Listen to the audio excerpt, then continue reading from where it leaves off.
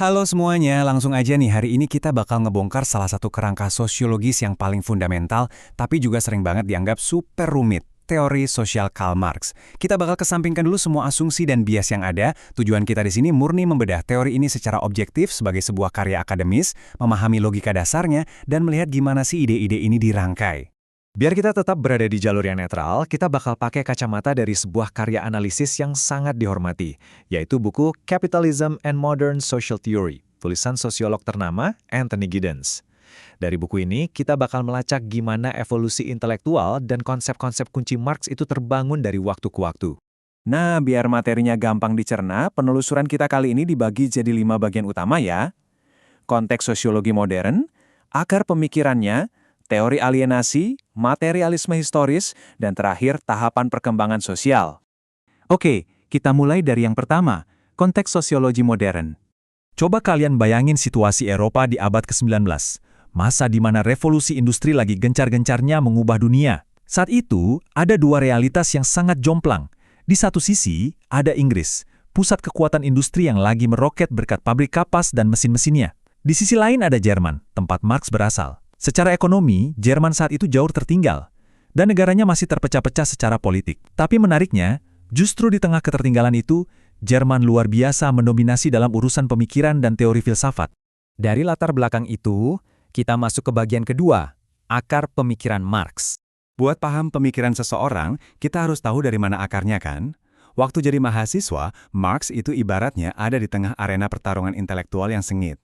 Di sudut pertama ada idealisme dari Hegel, yang percaya banget kalau sejarah itu digerakkan oleh roh atau pikiran yang abstrak. Di sudut lawannya ada materialisme pasif dari Feuerbach. Feuerbach ini ngebantah Hegel dan bilang, enggak dong, realitas material manusia itu yang muncul duluan. Ide atau pikiran itu cuma proyeksi dari kehidupan nyata. Nah, di sini Marx memposisikan dirinya di tengah, jadi semacam wasit di antara dua raksasa filsafat ini. Tapi dari perdebatan panjang itu, Marx akhirnya sampai pada satu kesimpulan tajam. Dia sadar kalau cuma mikir dan berdebat aja tuh nggak akan ngubah keadaan. Menurutnya, mengkritik dunia cuma lewat teori filsafat itu nggak cukup. Perubahan dunia yang nyata itu butuh tindakan revolusioner yang praktis. Inilah yang disebut dengan konsep praksis. Pemikiran ini membawa kita ke bagian ketiga, teori alienasi. Karena Marx sekarang fokus pada kehidupan material yang nyata, dia mulai menyusun kritik kerasnya terhadap kapitalisme awal. Dia ngenalin satu konsep fundamental banget, alienasi atau Entfremdung. Secara sederhana, ini adalah kondisi ironis di mana seorang pekerja malah jadi budak dari barang yang dia buat sendiri. Kebayang nggak? Semakin banyak barang yang diproduksi si pekerja, semakin barang itu berubah jadi kekuatan asing yang mengontrol dan mendominasi hidupnya. Marx membedah penderitaan ini jadi 4 bentuk alienasi. Pertama, alienasi dari produknya. Pekerja capek-capek bikin barang, tapi barangnya malah dimiliki sama bosnya. Kedua, alienasi dari pekerjaannya sendiri. Mereka kerja bukan karena hasrat atau kreativitas, tapi sekedar terpaksa demi bisa makan besok. Ketiga, alienasi dari sesama manusia.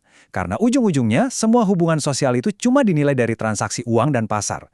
Dan yang paling parah, keempat, alienasi dari esensi kemanusiaannya, atau species being. Pekerjaan yang monoton kayak mesin ini bikin manusia kehilangan potensi uniknya untuk berkarya dan berbudaya. Untuk bikin konsep abstrak ini lebih gampang dipahami, Marx pakai perumpamaan yang luar biasa ngena. Coba deh bandingin sama manusia purba. Orang zaman dulu tinggal di gua, dan gua itu secara alami ngasih rasa aman, jadi tempat berlindung. Tapi pekerja pabrik abad 19, mereka tinggal di ruang bawah tanah yang gelap, lembab, kumuh, dan yang lebih gilanya lagi, mereka harus bayar sewa yang mencekik cuma buat tidur di tempat seburuk itu. Buat Marx, ini bukan kemajuan, ini justru kemunduran total. Sangat analitis, bukan? Nah, dengan semua landasan filosofis dan kritik ekonomi tadi, sekarang muncul pertanyaan besar. Gimana cara Marx nerapin ide-idenya ini buat ngelihat gambaran besar sejarah umat manusia? Jawabannya ada di bagian keempat kita, materialisme historis. Materialisme historis ini pada dasarnya adalah kacamata yang dipakai Marx buat menganalisis sejarah. Intinya gini, sejarah manusia itu bukan cuma soal pergantian raja atau perang, tapi soal gimana manusia bekerja, berinteraksi dengan alam untuk memenuhi kebutuhannya. Dan setiap kali kebutuhan itu terpenuhi, selalu aja muncul kebutuhan-kebutuhan baru yang mendorong masyarakat buat terus berubah. Hal ini nyambung banget sama bagian kelima kita, tahapan perkembangan sosial. Lewat kacamata sejarahnya tadi, Marx memetakan jalan panjang peradaban kita. Berawal dari masyarakat kesukuan yang hidupnya komunal dan bagi-bagi tugasnya masih sederhana. Terus berevolusi jadi masyarakat kuno kayak Romawi yang digerakkan oleh tenaga budak. Lanjut lagi ke abad pertengahan dengan sistem feodal yang isinya tuan tanah dan petani pengarap, sampai akhirnya tiba di era kapitalisme modern. Kalau diperhatikan, transisi dari satu tahap ke tahap berikutnya ini selalu dipicu oleh satu hal pokok, perubahan dalam cara kerja dan siapa yang punya properti. Ini bagian yang benar-benar menarik. Struktur sosial itu ngaruh banget ke nasib sebuah peradaban. Romawi kuno misalnya, mengejar kekayaan murni buat dinikmati, tapi sistem perbudakan dan ekspansi lahan mereka lama-lama nggak bisa dipertahankan, makanya mereka runtuh. Sebaliknya, di sistem kapitalisme, kekayaan itu dikejar sebagai tujuan utamanya, diputar terus jadi modal. Sistem ini bisa meledak pesat karena terus-terusan mengandalkan kelas pekerja upahan. Orang-orang bebas secara hukum, tapi sama sekali nggak punya tanah atau aset buat bertahan hidup. Jadi kapitalisme itu nggak mendadak muncul gitu aja dari langit. Menurut analisis yang dijelasin Giddens ini, kapitalisme lahir dari sebuah transformasi sosial yang bisa dibilang cukup brutal. Bayangin aja, ikatan feodal di pedesaan hancur, para petani digusur dari tanahnya, dan kehilangan alat-alat produksi mereka. Begitu mereka nggak punya apa-apa lagi, terciptalah sebuah gelombang besar kelas pekerja baru yang mau nggak mau harus mengadu nasib jual tenaga di kota-kota demi upah. Kita udah sampai di akhir penelusuran kita, dan pola sejarah yang dirumuskan Marx udah kelihatan sangat jelas.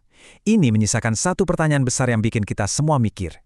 Kalau kerangka analisis Marx berpendapat bahwa setiap sistem di masa lalu, dari era kuno sampai feodalisme, pasti hancur karena masalah dan kontradiksi internalnya sendiri, kira-kira apa yang bakal diprediksi oleh teori ini untuk nasib akhir dari sistem kapitalisme modern yang kita jalani sekarang?